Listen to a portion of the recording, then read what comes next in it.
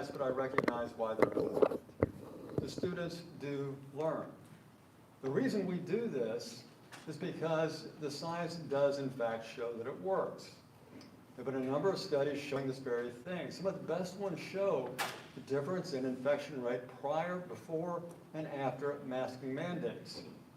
And there was one study published in the Journal of the American Medical Association, which showed that cities in Italy, as well as New York and China, showed decreased infection rates after masks were mandated.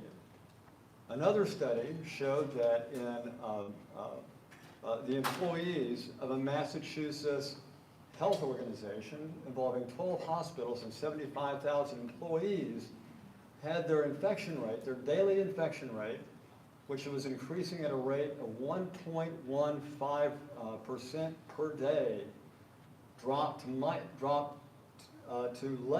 minus 0.46% per day. Those are exponential rates. They don't sound like a lot, but it's an exponential rate. Think of how your bank account would change if the amount of money in it went up 1.15% per day. You'd be pretty rich pretty soon. Well, that was where they were going in Massachusetts before they instituted the mandates for the mask. After that, those rates started decreasing exponentially. That's a very powerful study with 75,000 people. There's also been studies showing that with masks, rhinovirus, influenza virus, and coronavirus is much less likely to be transmitted. 30 seconds remaining. Transmitted by someone speaking or exhaling. Looking at the aerosols and looking at the droplets, measurable and statistically significant drops in those figures for these studies. So indeed, the science does show this. As a chair of the science department, I'm very thrilled and happy that we have this mandate in our own campus. And I think my students are as well. And I think the K-12 students and teachers will also be pleased over the long run with And that's time. Thank you. Thank you.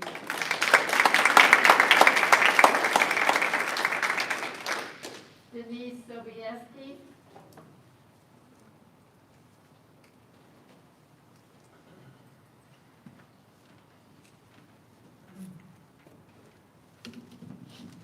Hi, my name is Denise Marie Sobieski. Does this sound okay? Yeah. All right. 1110 North Tabortown Street, Brazil, Indiana. And it's really great to be here because I can say hi to a lot of my former colleagues. And first of all, I want to thank the advisory board for doing the work, to coming up with the recommendation that yes, we need to have K through 12 masking in our buildings. That's why we're here talking with you today. And secondly, if you do indeed go against the recommendation of the advisory committee, I would really like to know publicly why you have voted no against the advisory committee. And most importantly, we are all here, all of us are here, because we care deeply about kids. And we want them to be safe, and we want to keep them in school. It's good for our kids, it's good for our parents, it's good for our teachers, it's good for our community, period. I'm a retired teacher, I'm a science teacher, and that guy was my husband. I always felt safe. I always felt safe when I was a teacher. I had wonderful administrators and people around me that made me and my students feel safe. If I was in the building right now, I've been retired 1 year, you know what? I wouldn't feel so safe because there isn't that 7 through 12 mandate of masking everywhere. The Delta variant is rampant in our community. And we need to follow the science. We do indeed need to follow the science. There are many articles, and I brought a couple here. This is from some people from the Durham area, the universities around there. We studied districts that had 6 feet of distancing between students, 3 to 6 feet of distancing between students, and then less than that. So they did this study, and even on buses, 1, 2, or 3 children to a bus seat, and they were all masked up. They were not seeing significant differences in this particular study 30 because the seconds remaining. kids were masked up. There's another one here from the Journal of the American Medical Association that has similar findings about masking. And you know what? There are more here. There are many, many more. COVID-19, the Delta variant, is a very contagious variant of COVID, and it's an aerosol. The best thing that we can do to keep our kids in school, to keep And that's time, thank you. So I just urge you, all of you on the board, please vote for the recommendation of the advisory committee. And thank you all for all the hard work you do. And it's nice to see some of your faces.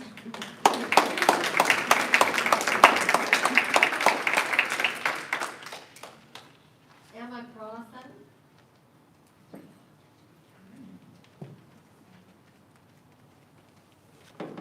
Hello, I'm Emma Crossan, 1600 Ohio Street in Terre Haute.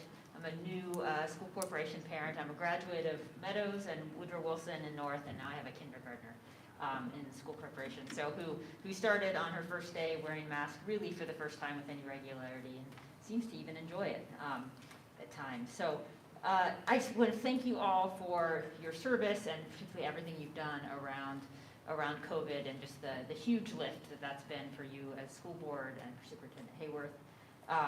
Thank you for putting together the advisory committee, and was it really encouraged to hear that the committee will be making a recommendation, before each school board meeting. So the idea is that this is they're making a recommendation and you're responsive to that, and this is not a here's how it is now and it will always be this way. This is a fluid situation, and so glad to see that it's set up that way. And I just want to comment on one thing. I feel it's so unfortunate to me that the question of whether you will endorse this universal this mask policy, or the question of whether we'll have masking in our schools, has been portrayed as somehow an extreme choice that you're facing. And I just want to suggest that for me this is common sense. This shouldn't. I hope this isn't a hard decision for you, and I hope you can see by folks supporting you that if you go with what the advisory group is recommending, that you have a lot of support in this community. And when we think of the impacts of this, this really, I don't see this as a choice between whether our students wear masks or not in 7th through 12th. I see this as a choice between whether our students stay in school or not, and whether our schools stay open. And I'll say I want that for the kids. I want that as a parent. I want that for the parents. I mean, the ripple effect of quarantines is huge. And I've got like 3 or 4 text threads right now with parents who are dealing with the effects of this. So just the effects on our community of keeping our schools open are, it touches all of us, parents, kids, coworkers, family members. So really it feels like that's what this is a choice between, and we know, it's my understanding that with the governor's order, if all students are masked all the time, it's going to significantly limit the number of quarantines that have to be issued for students, and that's really huge. So I just want to thank you and urge you to know that you have a lot of support for 30 seconds remaining. for agreeing with this advisory group. And I'll just echo what others have said. I know last time there's a vote on this, some folks voted no, and there was some confusion around sort of the reason for that. So would appreciate if you are going to not go with the recommendation of the advisory group, that you explain to the public your reason for that tonight. Thank you. Thank you.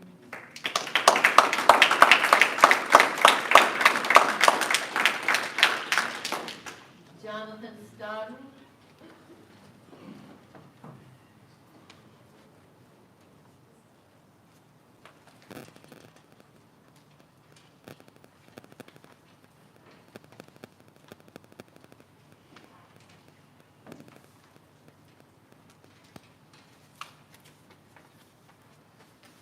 My name's Jonathan Stodden. I live out on Davis Avenue. My stepdaughter goes to Woodrow Wilson. I moved here to Terre Haute in '08 and bought a house and live out here and try to be an active part of the community. I helped build, I was on a team that helped build mask machines down in Evansville, Indiana. I can assure you that all the materials and everything that goes into it was very strict. very stringent. Everything was FDA compliant. I also was a part of Project Warp Speed in Bloomington. And we had a lot of people from Terre Haute who were a part of that. And everybody set aside their differences to work towards this common goal of helping to eradicate this virus and move on. There was no bickering, no complaining. Everybody did what they were supposed to do and what they needed to do. I maybe want to make a point too. My mother's a teacher at Eastern Illinois University. She was very concerned and scared last year about getting COVID. She's 60 years old and she got COVID very quickly. It was a scary time for us, but she's doing okay now. But it breaks my heart that the teachers have to live like that or have to live with that fear too. I'm concerned for teachers, staff, students, everybody that's involved in this, and I want them to be safe. I think it's kind of a small minimum thing to do. I don't have to fight my stepdaughter for her to put on the mask. She'll do it if I just ask her to. And in the same way that I make sure that she gets 8 hours of sleep, or that she eats a nice dinner, or does her homework, or wears her seatbelt. You know, this is just one of those things that I ask to try to keep her safe. I appreciate everybody giving me the opportunity to let me speak. Sorry, I'm kind of a nervous guy, but you know, take your time, please. Think it over. I think you've got a lot of good voices to listen to tonight. If you do decide to vote against the board, I think, or vote against the advisory board, I think it would be a good idea to maybe give us some insights as to why 30 you seconds feel that remaining. way. Well, thank you for giving me the opportunity. I hope hope everybody has a good day, and I hope we can get to the end of this shortly. Thank you.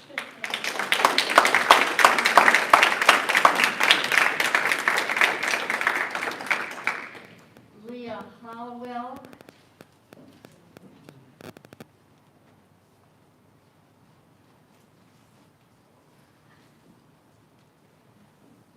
Can y'all see me over the podium?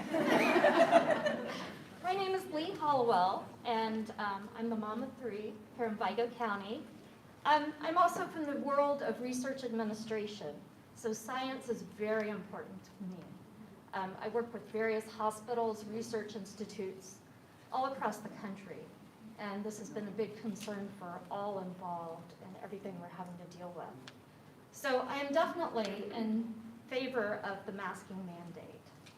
So the main thing, of course, is keeping our kids, keeping our teachers, keeping our staff members safe, but also keeping the kids in school. I've got kids that definitely need that socialization and time in school, so we want to keep them there, by golly. So the biggest concern is here in Vigo County, we have a dashboard out there, and we know that between March 1st and today, there were 63 COVID-19 related hospitalizations of those 19 and younger. And this is an increasing trend. So this is very concerning. It's something we really need to be cognizant of. So will masking work? We've had a lot of people that have already stated that masking is going to work.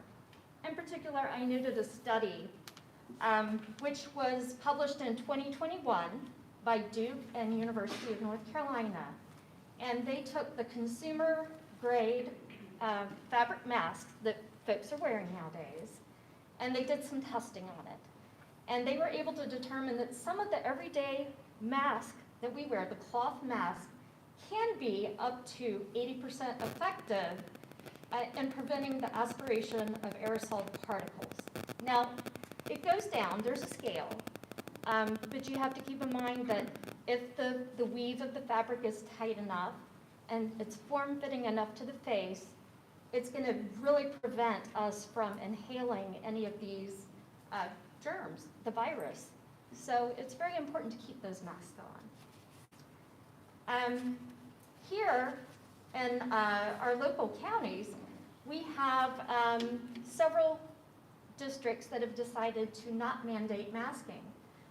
We know close by, we've got Shakamak, we have South Vermilion High Schools, and they're now virtual. 30 seconds remaining. Okay. So the main thing is we want to avoid going virtual just like they have. In contrast, we can look at San Francisco. San Francisco has a masking mandate. They have 52,000 students and about 1,000 staff. They only have 227 positive cases as of September 10th. Vigo County, if you look at the current dashboard, has 197 And that's cases, time. Thank you. and we have less than 15,000 students. So I encourage you greatly to definitely vote for the masking mandate. Thank you.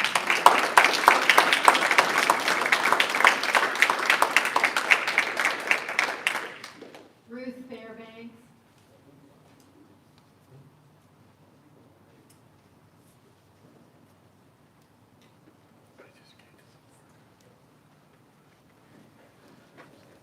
Good evening. I'm Ruth Fairbanks, a parent of a Vigo County School Corporation high school student. When I had little kids in elementary school, one day Grandma made homemade macaroni and cheese for dinner. She set a plate of macaroni in front of my child, and my child looked at the macaroni, and then looked at Grandma, and then looked at the macaroni, and then looked at Grandma, and then looked at Grandma and said, "Is this whole grain macaroni? Because I want to eat whole grain macaroni." My child had had a nutrition lesson that day at school, and my child had been paying attention. That lesson stuck with my child that day and later, and now we eat whole grain macaroni very often. And it stands out to me as one of the many, many examples of the ways that our public schools have the health of their students in mind all of the time. I would like to thank the advisory committee for their careful analysis of conditions in our county and their work on a plan to keep our children as safe as possible when they go to school. I urge the board to accept the advice of those experts who proposed this plan, and when you do that, you will be continuing a very long tradition of public schools promoting public health. Here's just a real quick rundown of a few of the ways our public schools have been making public health interventions for a very long time. American schools were crucial in the battle to eradicate smallpox, to end the polio epidemics in this country, to combat measles, mumps, rubella, and other infectious diseases. The first school nurse started working in American public schools in 1902. Today there are 45,000 school nurses, including the 10 or dozen that we have in our own schools. Nutrition is taught as a subject in the schools. Also, school lunches and breakfasts address immediate health needs of our students. Schools are key sites for drug and tobacco prevention programs, which are public health considerations. Physical education and athletics programs are also at heart health interventions. It's not about who won the North-South game. It's about maybe some of our students will become lifelong runners and reap health benefits from training the body as well as the mind. Our schools do vision screening, you know. Fire drills and driver's ed are also fundamentally public health interventions. Where did our community go when we needed to confront diseases like the 2009 H1N1 flu or the 2012 varicella outbreak? To our public schools. I could go on and on. All the time, our schools are part of public health. The authority and responsibility for making public health decisions are baked into the American public school system. In 1850, Lemuel Shattuck, who was a teacher and then a school board member, said, "Every child should be taught early in life that to preserve his own health and the lives and health of others is one of the most important and constantly abiding duties." One of the most important and constantly abiding duties.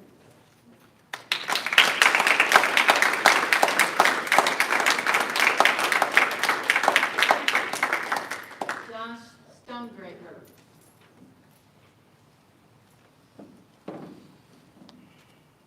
Dr. Hayworth, President Lauer, members of the board, thank you for giving me this time.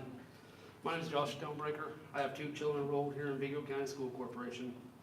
While I know there's little we can do to change their minds on this masking, I think that we need to be concerned about the decisions being made and the rules being followed for it. Your first school board meeting was on August 9th, where you implemented the masking. Ms. Joni Wise placed her vote. However, your own school board rules Ms. Wise should have recused herself or not been allowed to vote, as her position with the Vigo County Health Department is a conflict of interest. The bylaw states that in any event a board member is employed by a business or has a secondary interest in a corporation or business which furnishes goods or services, the school corporation and the board member shall declare his or her interest and refrain from the debate.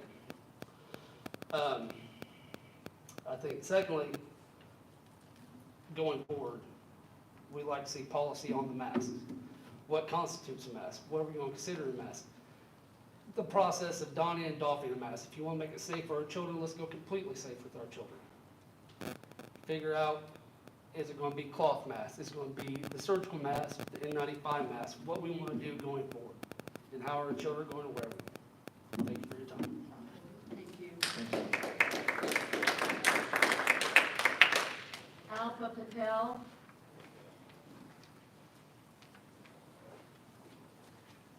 Good evening, Dr. Hayward, Dr. Goller, President Lauer, and the rest of the school board. I'm Alpha Patel. I live in 5563 Ryan Marie Lane, Terre Haute, Indiana. I have 12 years' experience being on a former school board member here. I'm an employment and education lawyer, and I've had 3 children graduate from the Vigo County School Corporation system in the last 5 years. I'm also married to a physician and obstetrician gynecologist who wears a mask every day and is exposed to COVID, particularly when he delivers his patients. I feel comforted that he's wearing a mask and he has not had COVID since the outbreak. I wanted to address a few things today. One is that many people don't know that you guys are doing something you don't have to. The Indiana Open Door Law requires the school board to meet in public. That's in Indiana Code 5-14-1-5-1. As a citizen, I and others have the right to attend these school board meetings. But we don't have the right to speak at these school board meetings. The Open Door Law does not guarantee the right to speak at public school board meetings or any governmental entity meetings. It is because of you that you are allowing us to speak. You are giving us an opportunity, and I really, really appreciate it. The board for decades has given the opportunity to citizens to speak. I want to thank you and the board for giving us all the opportunity, whether we agree or disagree with you. Please know the loudest voices aren't always representative of the majority of the voices. Please do not let the disrespectful and hateful voices break your resolve or taint your actions. I have to say tonight we've had wonderful voices and respectful. I'm here to show my support for a policy that puts children first, a policy that requires that all students, staff, and visitors wear masks. In expressing my support for a mask mandate, I ask you to reflect upon what your role as a school board member is. Many of those duties are set forth in the Indiana School Board Association Code of Ethics. Here are some things that I ask you to reflect upon. Please reflect by understanding that the basic function of the school board member is policymaking and not administrative. And by accepting the responsibility of learning to, what? Okay, to discriminate intelligently between those 2 functions. Please reflect by refusing to play politics in either the traditional partisan or in any petty sense. Remember, when you were elected, you were not elected as a Democrat or Republican, but as a nonpartisan individual. Because I'm used to 5 minutes, when I was on the school board, I was not prepared to do 3. So, you know, as I do in your mind and in your hearts, that the best interest of the children is to be in school. So, I hope you follow the advisory committee's recommendation.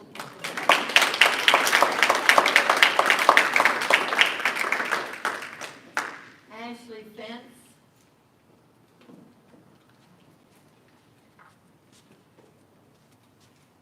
Hello, everyone. I am a Vigo County parent. I have 5 children, ages 14 to 4 in Vigo County schools, 3 separate schools because their ages are all over the place.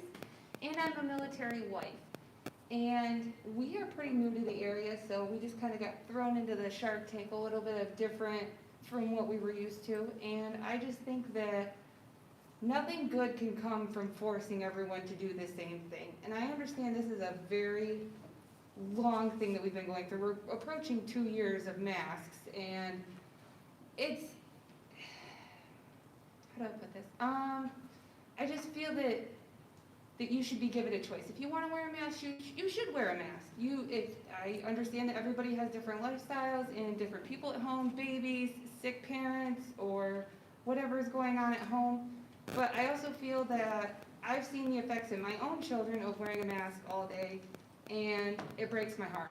Some of my kids don't know what their friends look like, and that's horrible. They can't hug their friends, they can't high-five their friends, and if they do, it's highly frowned upon. And my son, who last year counted down the days to go to preschool, this year does not want to go to preschool. He wants to know what his teacher looks like. He wants to hug his friends, he wants to share toys, but he can't do that. And it's heartbreaking as a parent to have your kid come home every day and tell you that they don't want to go back to school. And I beg you to consider that what is good for some is not good for all. And just consider that, yes, health and safety is important, and I'm not saying that you should just completely disregard that, because we all care about these kids, and we all love these kids, and we want them to stay in school, and we just want the best possible outcome for everyone. Thank you. Thank you.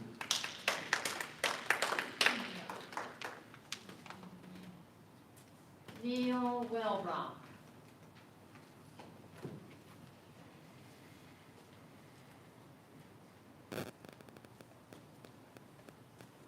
Good evening, folks. I won't spend a lot of time trying to argue your decisions, because I know at this point I've determined that you're going to do what you're going to do, and you're not going to stick your neck out. Need to speak a little more into the mic, please. Yeah. In regard to your COVID case count, regularly quoted as if it should mean something to us, I'd like to request that the type of test be specified within that report, so we might accurately discern what we should discern from that reporting. I don't think that's too much to ask. If you determine that the back of my wife's hand can more accurately test for this virus and whether my child is sick, I want you to say that out loud and amend your recommendations accordingly. We've dealt with sicknesses, viruses, flus, many, many years. We know what the vaccines do or don't do to stop them, but we also know that we as parents have always been held to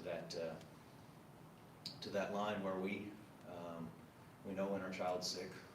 Symptoms cause if we have symptoms, it can be passed on. If it doesn't have symptoms, it won't. Argue it. Go ahead. We didn't elect you to parrot recommendations or sit there and virtue signal. We elect you to represent us using your ability to discern as ethically as possible and with as much integrity as you possess.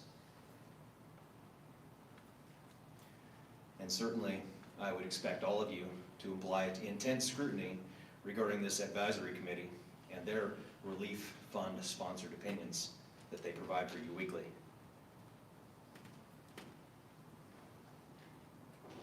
I don't have any faith in the PCR test. I don't know what test you're using, but I know when my kid's sick, and I'll keep them home.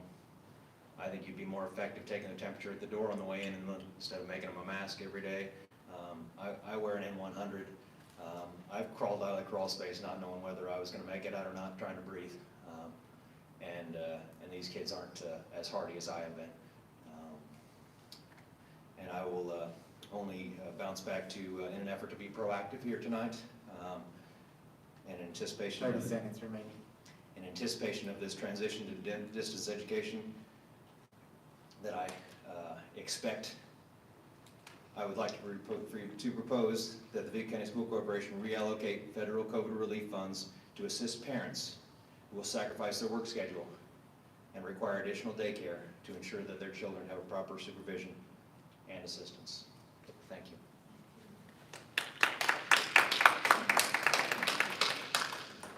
Andrew Hollingsworth.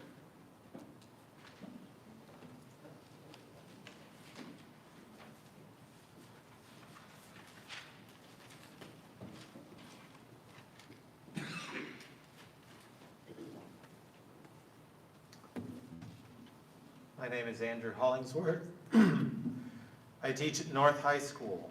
My 6-year-old is enrolled at Lost Creek. Thank you for your time. I'm here tonight to express my concern over the proposal sent this past Friday to teachers and parents. I expressed those concerns in an email to each board member in a separate email this past Saturday, but it seemed appropriate to be here as well to give a face to that email. I have several points, but given the time limitation, I want to focus on the most important ones. Teachers, and I teach language, teachers need to communicate clearly and effectively with students, including to correct and praise. Right now, as I speak, my tone may not fully convey meaning intended. Am I disturbed? Am I humbly presenting what I believe a helpful alternative perspective? Am I angry? Am I presenting this material from a perspective of arrogance? Some of these may be assumed by each of you. Without seeing me fully, it may be difficult to tell. In the same way, when I'm masked, a correction of behavior in my class might be taken as anger instead of disappointment. And when more than one student can see those facial expressions, a potentially negative situation can turn into a positive teaching moment for each of those students. This past year of teaching, I've made more than 18 referrals for counseling and a DCS call for suicide risk. And my students, seeing my face, allowed them to be open with me, to know that I was concerned for their well-being. The new proposal would restrict me as well, and it is more extreme than the current proposal, than the previous proposals, and more extreme than we have had in the past. All this last year, I have had tape on my floor to know when I am appropriately social distanced. When I am between rows, I put on my mask so that I can be directly next to students to help them. This year, without masks, students... 30 seconds remaining. Okay, let me skip forward then. The current WHO fact on COVID maskings is very important for my daughter, who is 6. She has lost some of her speech development. Current recommendation, children aged 5 and under, this is directly off their webpage right now, aged 5 and under should not be required to wear masks. For children between 6 and 11 years of age, the decision to use a mask will vary from place to face, but not in separated situations when their physical distancing can be achieved. That is the current recommendation of the World Health Organization for children my daughter's age. Thank you for your time and consideration.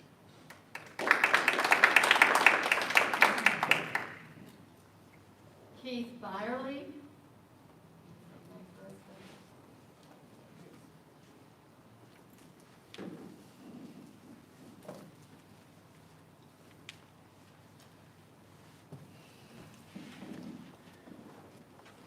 I'm Keith Berkey. Thank you. I'm not a public speaker, so I think we've lost focus of truth and good common sense. The doctor earlier speaks the truth. We should listen to what he has to say. The kids should, at the very least, be given a break from the mask. If not, just eliminate it. It should be up to the parents whether the kids wear the mask or not. We still do live in the United States of America, and we still are free to do as we choose. So the mask you need to consider that when you're voting on the mask. Thank you. Lisa Stallings.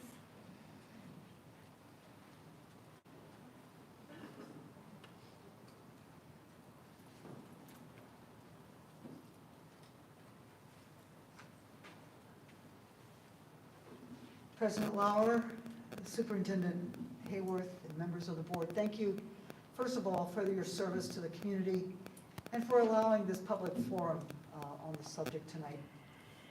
My name is Sister Lisa Stallings. I'm a Sister of Providence from St. Mary of the Woods, and I would like to speak in support of the universal mask policy.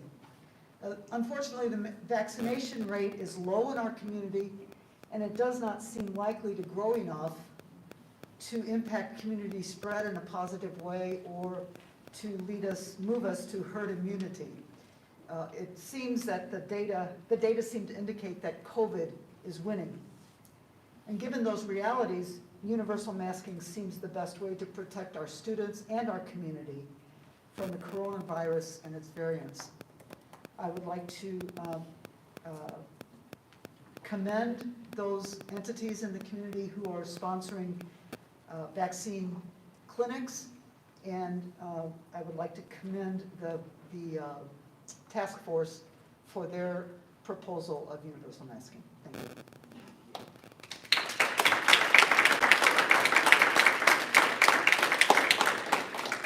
Brad Birchfield.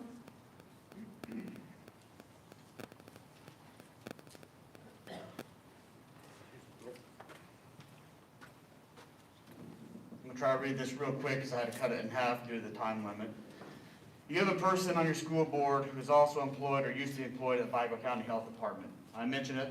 One of their employees in the first school board meeting about another health department employee having a baby shower with no masks, causing several employees at the health department getting COVID. And even though the health department advised even vaccinated people should wear masks, she and her family go to a baseball game unmasked around thousands of people while their baby was with them who can't be masked or vaccinated. People roasted that employee after she posted a photo of herself with the mask at a grocery store. Your school board member got on social media where parents and students alike can see it and wrote, "Nah, F you to the people who want to clock," and I'm going to leave their names out. Isn't the mask police just the opposite? Well, that's awesome representation of the school board and health department. Funny thing is, a week or so later after that incident, that same employee who went to the ball game then goes to a bar indoors with no mask to a wedding, taking selfies and pictures. Funny thing is, she's a fashion design major who used to bartend, got in trouble, did volunteer work at the health department where her family friend on the school board hires her. You do the math. And we're supposed to trust our health department and trust our school board? How about the health department and school board cleans the house, and maybe we can rebuild that trust. I also think teachers as well as students should not wear masks while learning, considering the same health department employee did an interview last year about eating in a restaurant, and she said, "I'm taking off my mask so I can better to communicate." Better to communicate. We got to learn and teach our kids, and masks hinder that. I think that all of you, with no disrespect, are cowards, and the reason I say that is simply because I think that some of you don't believe in this, but I think that you're hiding behind the health department, who hides behind the CDC, who hides behind conflicting doctors and scientists, including Fauci. But if masks are mandated, then I propose that schools provide the disposable masks to our kids. They should be getting 3 or 4 clean masks each day, considering you're making them sneeze, cough, talk, in them. At least you can do is provide them fresh, clean masks, considering that some families don't clean them or get new ones. And to the comment on the Civil War comment that 600,000 people died in 4 years, 655,000 people died each year of heart disease. 350,000 people died of COVID last year. According to the CDC, that could have been inflated. How about we educate on health, exercise, and vitamins? And you want to talk about respect. You said when we come in here that we should respect each other. You have a whole group of people, when people come here talking, holding up flashcards with red or green. That's disrespectful. So to the snowflakes, to the people who don't do their own research and want to believe the news and politicians, you're a silly people. The science has been wrong since day one. 2 weeks to slow the spread, and we're 1.5 years in. 2 weeks to slow the spread, and we're 1.5 years in. Science is changing all the time. Thank you.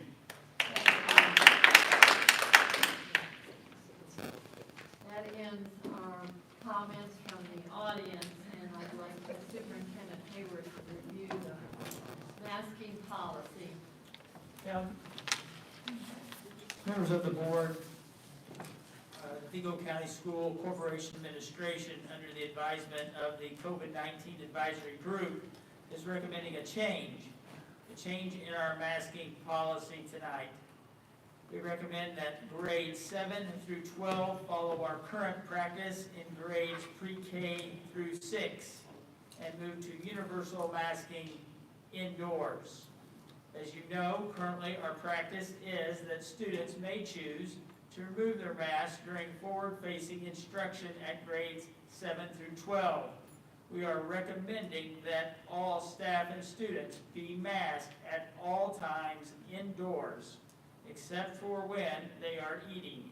Staff at all levels will be permitted to remove their masks when students and other staff are present.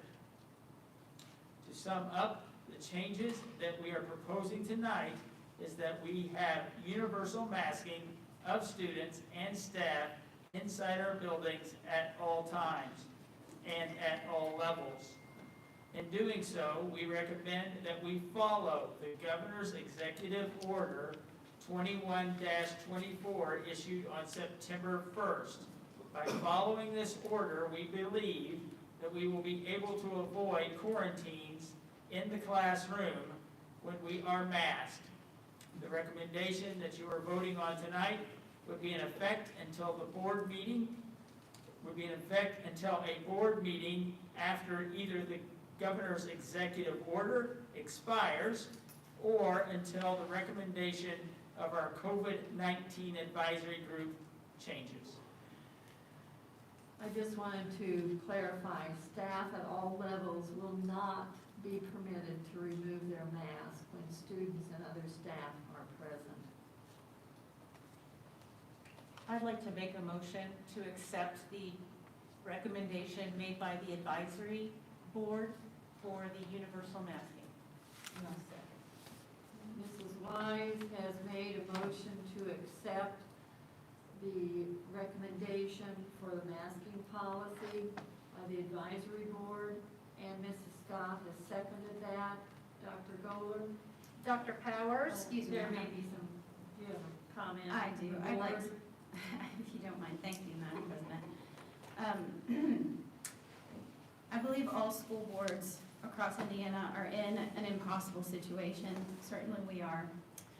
On one hand, we have a loosely defined allowance for local discretion for COVID policies from state government.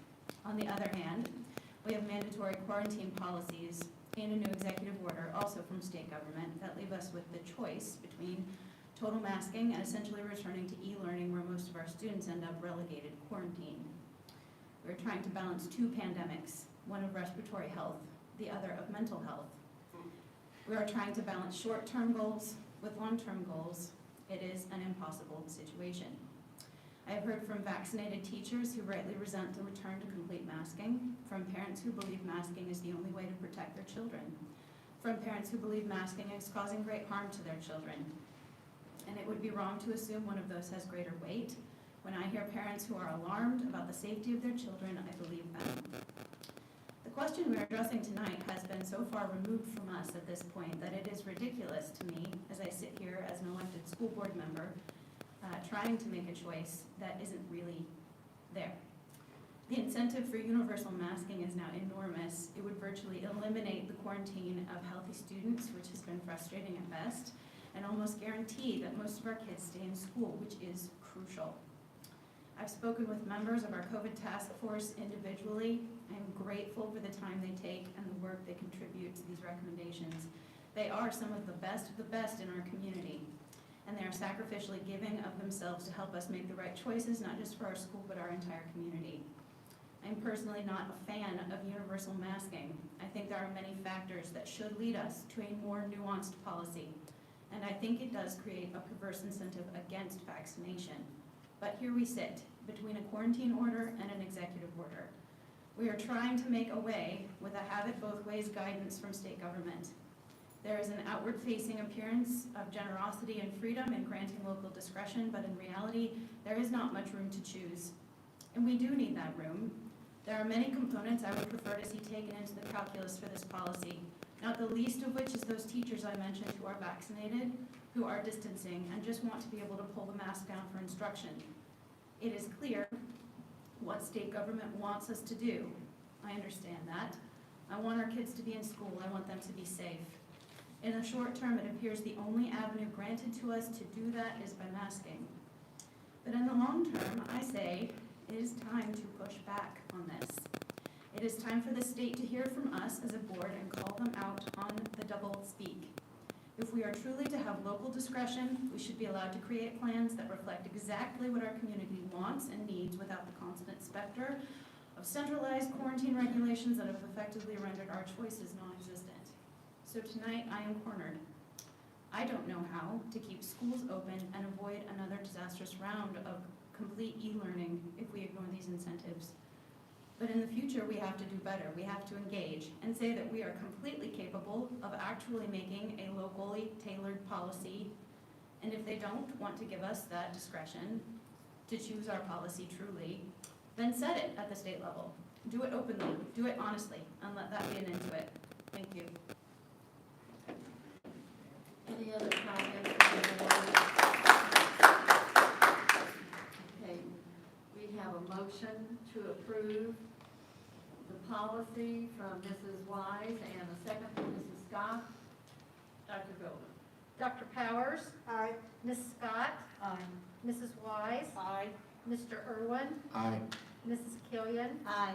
Mrs. Lohr? Aye. Ms. Lauer? Aye. The motion does pass. Thank you very much.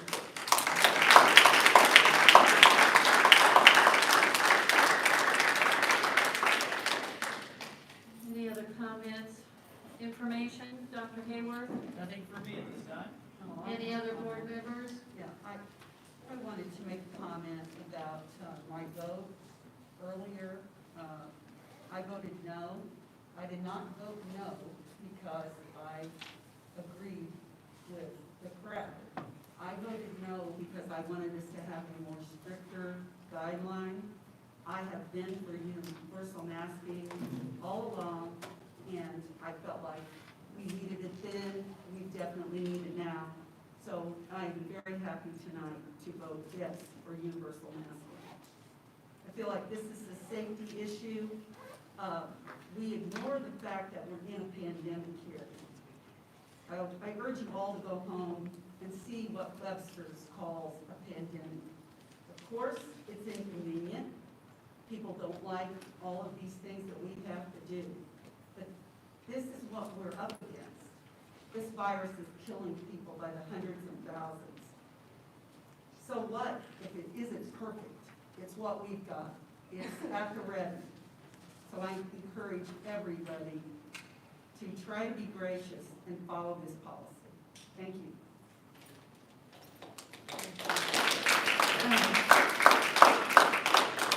Could I provide an update from the Terre Haute Redevelopment Commission, please? Certainly. I just wanted to bring some notes from the Terre Haute Redevelopment Commission, where I've been serving as a non-voting commissioner. It's been a very interesting learning curve there. This past week, we had the honor of being escorted by the folks at Garmong through the new Terre Haute Police Department facility. And I'm just proud to report that it is a truly beautiful facility for our local law enforcement. It's a building that we can all be proud of. We are looking forward to a tour also of the convention center as it's being finished. So good work being done there, and I just wanted to share that with the board. Thank you. Anybody else from the board? All right, our next meeting will be Monday, September the 27th, same place, 6 o'clock. Meeting's adjourned.